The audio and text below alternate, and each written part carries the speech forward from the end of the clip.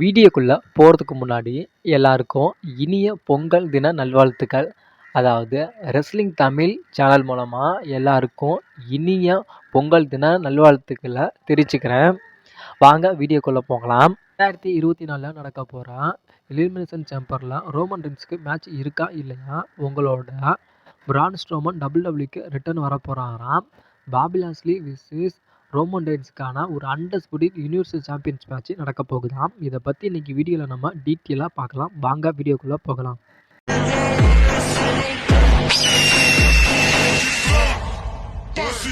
இன்னைக்கு வீடியோவில் பார்க்க போகிறது என்னன்னா, ரெசல்மேனியாக்கு அப்புறம் ரோமன் ரெயின்ஸ் விசஸ் பாபி லாஸ்லிக்கான ஒரு அன்டிஸ்பியூட்டட் யுனிவர்சல் சாம்பியன்ஸ் மேட்ச் ரெசல்மேனியாக்கு அப்புறம் நடக்க போகுது அப்படின்னு சொல்லி ஒரு மிகப்பெரிய ஒரு அப்டேட் போயிட்டு இருக்கு.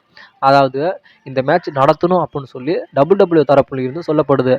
நான் எப்படி சொல்றேன்னா, இப்போ இந்த வாரம் நடந்த ஃப்ரைடே நைட் ஸ்மாக்டவுன்ல நம்மளோட பால் ஹேமன் போய் கேட்பார். அதாவது ஜிம்மி உசோ சோலோவோட ஒரு பார்ட்னராக நீங்கள் இருக்கிறீங்களா அப்படின்னு சொல்லி நம்மளுடைய ஸ்ட்ரீட் ப்ராஃபிட்டும் நம்மளுடைய பாபி லாஸ்லியும் கேட்குறப்ப அதுக்கு நம்மளுடைய பாபி லாஸ்லி சொன்ன ஒரே பதில் என்னன்னா, ரோமன் ரெயின்ஸ்க்கு நான் எதிராக இருப்பேனே தவிர ஒரு நாள் கூட நான் ரோமன் ரெயின்ஸுக்கு நான் உறுதுணையாக நான் இருக்கவே மாட்டேன் அப்படின்னு சொல்லி நம்மளுடைய பாபி லாஸ்லி சொல்லியிருப்பாரு. அதனால இப்போ WWE என்ன நினைக்கிறாங்கன்னா, ரெசல்மேனியாக்கு அப்புறம் ஒரு பிக்கஸ்ட் ஆப்பனண்ட் ரோமன் ரெயின்ஸுக்கு சூஸ் பண்ணும் அப்படின்னா அது நம்மளுடைய பாபி லாஸ்லி தான். ஏன்னா பாபி லாஸ்லிக்கும் நம்மளுடைய ரோமன் ரெயின்ஸுக்கும், அதாவது நம்மளுடைய ரோமன் ரெயின்ஸ் வந்து பிக் டாக் அப்படின்ற கேரக்டர் பண்ணுறப்ப நம்மளுடைய பாபி லாஸ்லிக்கும் சரி நம்மளுடைய ரோமன் ரெயின்ஸுக்கும் சரி நிறைய மேட்சஸ் பார்த்துருப்போம். ஆனால் இப்போ நம்மளுடைய ரோமன் ரெயின்ஸ் பண்ணுற, அதாவது ஹேட் ஆஃப் த ட்ரைபிள் அதாவது அப்படிங்கிற ஒரு கேரக்டர்லேருந்து இன்ன வரைக்கும் நம்மளுடைய பாபி லாஸ்லிக்கும் சரி நம்மளுடைய ரோமன் ரெயின்ஸுக்கும் சரி மேட்ச் நடந்ததே கிடையாது.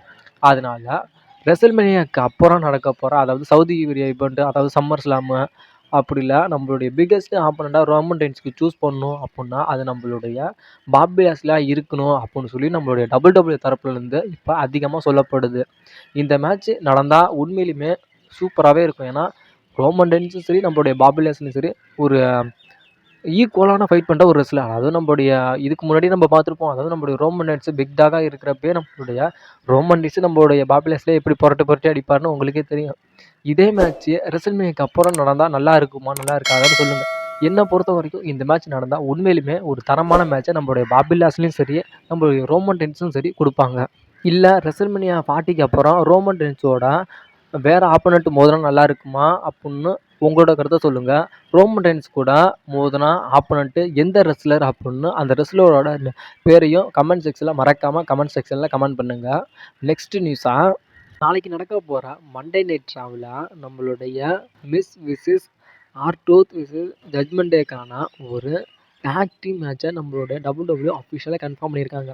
நம்மளுடைய மிஸ்ஸும் சரி நம்மளுடைய ஆர்டூத்தும் சரி உண்மையிலுமே ஒரு டேலண்டான ரெஸ்லர் அப்படின்னு சொல்கிறதுல அதிகமாகவே வாய்ப்புகள் இருக்குது. ஏன்னா நம்மளுடைய மிஸ்ஸும் சரி நம்மளுடைய ஆர்டூத்தும் சரி WWE பண்ணாத அலும்புகளே கிடையாது.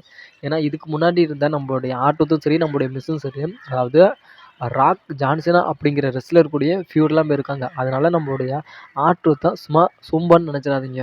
இப்போ நம்மளுடைய ஆர்டூத் வந்து நம்மளுடைய ஜட்மெண்ட் டே கூட ஒரு ஃபியூடு போயிட்டுருக்காரு. அநேகமாக இந்த ஃபியூடை திரும்பி கண்டினியூ பண்ணுவாங்களே தவிர இதை பிரேக்கப் பண்ணுறதுக்கு வாய்ப்பே கிடையாது.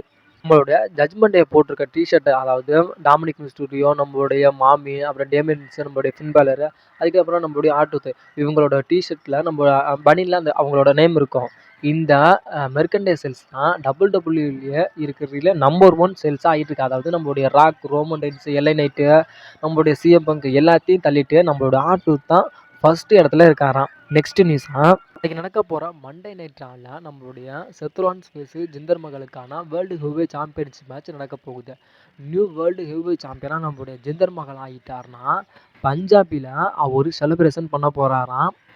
நெக்ஸ்ட் நியூஸாக ரெசல்மேனியா 20ல் ட்ரிபிள் த்ரெட் மேட்ச் நடந்துச்சு. அதுக்கப்புறம் ரெசல்மேனியா 30ல் ட்ரிபிள் த்ரெட் மேட்ச் நடந்துச்சு. அதுக்கப்புறம் ரெசல்மேனியா 40ல் ட்ரிபிள் த்ரெட் மேட்ச் நடக்க போகுது. அதாவது நடக்க போகுதுன்னு இல்லை, இதில் வந்து மிகப்பெரிய ஒரு ட்விஸ்ட்டே நம்மளோட WWE வச்சுருக்காங்க. அதாவது ரெசல்மேனியா 40ல் ரோமன் ரெயின்ஸ் விசஸ் கோடி மேட்சை வைக்கலாமா, இல்லை ரோமன் ரெயின்ஸ் விசஸ் ராக் மேட்சை வைக்கலாமான்னு இருக்காங்க. நம்ம வெயிட் பண்ணியே பார்க்கலாம். அப்படியே ரெசல்மேனியா 40ல் ஒரு ட்ரிபிள் த்ரெட் மேட்ச் வச்சுட்டாங்கன்னா ரெசல்மேனியா 20லையும் ட்ரிபிள் த்ரெட் மேட்ச்சு, ரெசல்மேனியா 30லையும் ட்ரிபிள் த்ரெட் மேட்ச்சு, ரெசல்மேனியா 40லும் ஒரு ட்ரிபிள் த்ரெட் மேட்ச்சு அப்படிங்கிற ஒரு புது ரெக்கார்டை WWE படைப்பாங்க. நெக்ஸ்ட் நியூஸா இப்போ நடந்த ஸ்மாக்டவுனில் நம்மளுடைய கார்மோலோ ஹெய்ஸுக்கும் நம்மளுடைய ஆஸ்டின் தேரிக்கும் ஒரு சிங்கிள்ஸ் மேட்ச் நடந்துச்சு. அதாவது ஸ்மாக்டவுனில் இந்த மேட்ச்சில் நம்மளுடைய எதிர்பாராத விதமாக நம்மளுடைய கார்மோலோ ஹெய்ஸுக்கும் சரி நம்மளுடைய ஆஸ்டின் தேரிக்கும் ஒரு இன்ஜுரி ஆயிடுச்சு. இது முழுக்க முழுக்க ஸ்கிரிப்ட் கிடையாது, ஒரிஜினலாகவே நம்மளுடைய ஆஸ்டின் தேரிக்கும் நம்மளுடைய கார்மோலோ ஹெய்ஸுக்கும் இன்ஜுரி ஆயிடுச்சு. ஆனால் டபிள்யூ தரப்புலேருந்து இது எந்த மாதிரி இன்ஜுரி ஆயிருக்குன்னு சொல்லி டபிள்யூ தரப்புலேருந்து இன்ன வரைக்கும் சொல்லலை. நெக்ஸ்ட் நியூஸா ஸ்மாக்டவுனில் நம்மளுடைய பியங்கா பில்லருக்கும் நம்மளுடைய பேலிக்கும் ஒரு சிங்கிள்ஸ் மேட்ச் நடந்துச்சு. இந்த மேட்ச்சில் நம்மளுடைய பியங்கா பில்லர் வின் பண்ணிட்டாங்க, நம்மளுடைய பெய்லி தோத்துட்டாங்க. நம்ம பேலி வந்து டேமேஜ் கண்ட்ரோல் டீம்கிட்ட கேட்குறாங்க, நீங்கள் எதுக்கு இந்த மேட்ச்சில் எனக்கு ஹெல்ப் பண்ணவே இல்லை அப்படின்னு சொல்லி நம்மளுடைய பேலி கேட்குறாங்க. அதுக்கு நம்மளுடைய யூஎஸ்கை சொல்கிறாங்க, அதாவது நீ வந்து நாங்கள் உனக்கு வின் பண்ணிட்டா நாங்கள் வந்து உங்களுக்கு நான் ஹெல்ப் பண்ணணும்னா நீ ராயல் ரம்பில் நீ வின் பண்ண மாட்ட, நாங்கள் ஹெல்ப் பண்ணுவோம் அப்படின்னு நீ இருப்ப. அப்படி நடக்கக்கூடாது. நீயே வந்து ராயல் ரம்பிளில் மேட்ச்சில் வின் பண்ணி நீ வேர்ல்டு ஹெவி சாம்பியன்ஷிப்புகளுக்கு, அதாவது என்கிட்டயோ இல்லை ரியா ரிப்ளைகிட்டயோ ராயல் ரம்பில் வின் பண்ணி நீ சேலஞ்ச் பண்ணும் அப்படிங்கிற ஒரே காரணத்துக்காக தான் நாங்கள் உங்களுக்கு ஹெல்ப் பண்ணவே இல்லை அப்படின்னு நம்மளுடைய ஈயோஸ்கா இப்போ சொல்கிறாங்க. நெக்ஸ்ட் நியூஸா இந்த வாரம் நடக்க போகிற ஃப்ரைடே நைட் ஸ்மாக்டவுனில் நம்மளுடைய Randy Orton versus LA Knight versus AJ Styles versus Roman ரெயின்ஸுக்கான ஒரு கான்ட்ராக்ட் சைனிங் இருக்குது. அதாவது ராயல் ரம்பில் நம்மளுடைய ட்ரிபிள் த்ரெட் மேட்ச் இருக்குது. இந்த ட்ரிபிள் த்ரெட் மேட்சுக்கான ஒரு கான்ட்ராக்ட் சைனிங்கை இந்த வாரம் நடக்க போகிற ஃப்ரைடே நைட் ஸ்மாக்டவுனில் கன்ஃபார்ம் பண்ணியிருக்காங்க. அதுக்கப்புறம் நம்மளுடைய ஒன் ஷோக்கு நம்மளுடைய யுனைடெட் ஸ்டேட் சாம்பியனான லோகன் பால் ஸ்பெஷல் கெஸ்டா கெவின் ஓவன் ஷோக்கு நம்மளுடைய லோகன் பால் வராரு. அதுக்கப்புறம் ஒரு டேக் டீம், அதாவது உமன் டேக் டீம் சாம்பியன்ஷிப் மேட்சையும் நம்மளுடைய டபிள்யூ அஃபிஷியலாக கன்ஃபார்ம் பண்ணியிருக்காங்க. நெக்ஸ்ட் நியூஸாக நம்மளுடைய பிரான் ஸ்ட்ரோமன் டபிள்யூக்கு திரும்பி ரிட்டர்ன் வரப்போகிறார். அதாவது இன்ஜுரியிலேருந்து க்யூர் ஆகி நம்மளுடைய பிரான் ஸ்ட்ரோமன் ராயல் ரம்போ அப்படி இல்லைன்னா ரெசல்மேனியாக்கு அப்புறம் நடக்க போகிற ஸ்மாக்டவுன் இல்லை ராயில் நம்மளுடைய பிரான் ஸ்ட்ரோமன் ரிட்டர்ன் வர்றதுக்கு அதிகமாக வாய்ப்புகள் இருக்குது அப்படின்னு டபிள்யூ தரப்புலேருந்து இப்போ அஃபிஷியலாக சொல்லப்படுது. ஏன்னா நம்மளுடைய ராயல் ரம்பில் நம்மளுடைய சஸ்பென்ஸாக நம்மளுடைய பிரான் ஸ்ட்ரோமன் ரிட்டர்ன் வந்தால் உண்மையிலுமே அது சூப்பராக இருக்கும். ஏன்னா டபிள்யூ எது மாதிரி பிளானை நம்மளுடைய பிரான் ஸ்ட்ரோமனுக்கு போட்டு வச்சுருக்காங்க அப்படின்னு நம்ம வெயிட் பண்ணியே பார்க்கலாம். ஃபைனல் அப்டேட்டாக ராயல் ரம்பிளுக்கு அப்புறம் நடக்க போகிற எலிமினேஷன் சேம்பரில் Roman Reigns versus Rock match நடக்குமா நடக்காதா அப்படின்னு சொல்லி ஒரு மிகப்பெரிய ஒரு கேள்விக்குறி போய்கிட்டு இருக்குது. ஆனால் இப்போ டபிள்யூ என்ன சொல்லியிருக்காங்கன்னா, அதாவது எலிமினேஷன் சேம்பரில் ரோமன் ரெயின்ஸுக்கு எந்த ஒரு மேட்சுமே இல்லையா, ரோமன் ரெயின்ஸை எலிமினேஷன் சேம்பரில் அவரோட டைட்டிலை டிஃபெண்ட் பண்ணுற ஐடியாவிலையும் இல்லையா. அதனால நீங்கள் யாரும் கனவு காண வேணாம். அதாவது Roman Reigns versus Rock match elimination சேம்பரில் நடக்கும்னு நினைக்காதீங்க. இந்த மேட்ச்சு நடக்காதான். அதாவது ரோமன் ரெயின்ஸுக்கு எலிமினேஷன் சேம்பரில் மேட்சே கிடையாதான். டைரெக்டாக இனிமேல் ரெசல்மேனியாவில் தான் நம்மளுடைய ரோமன் ரெயின்ஸை மோத போகிறாரு. அதாவது இப்போ ராயல் ரம்பில் நம்மளுடைய ட்ரிபிள் த்ரெட் மேட்ச் நம்மளுடைய ரோமன் ரெயின்ஸ் விளையாட போகிறார். இதுக்கப்புறம் ராயல் ரம்பில் தான் அதாவது ரெசல்மேனியா 40 தான் ரோமன் ரெயின்ஸ் அவரோட சாம்பியன்ஷிப்பை டிஃபெண்ட் பண்ண போகிறாராம். அங்கே வேணால் நம்மளுடைய ரெசல்மேனியா 40 வேணால் Rock versus Roman Reigns match நடக்கலாம். அப்படி ராக் விசஸ் ரோமன் மேட்ச் நடக்காட்டியும் Roman Reigns versus Cody match நடக்கலாம்.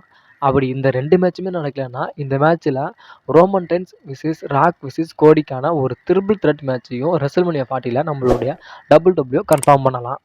உங்களுக்கு ரெசல்மேனியா 40 ரோமன் ரெயின்ஸ் விசஸ் ராக்குக்கான ட்ரீம் மேட்ச் நடந்தால் நல்லா இருக்குமா, இல்லை Roman Reigns versus Cody match நடந்தால் நல்லா இருக்குமா, இல்லை Roman Reigns versus Rock versus கோடிக்கான ஒரு ட்ரிபிள் த்ரெட் மேட்ச் ரெசல்மேனியா 40 நடந்தால் நல்லா இருக்குமான்னு உங்களோட கருத்தை மறக்காமல் கமெண்ட் செக்ஷனில் கமெண்ட் பண்ணுங்கள். இன்றைக்கி ரெஸ்லிங் நியூஸ் அவ்வளோதான் ப்ரோ.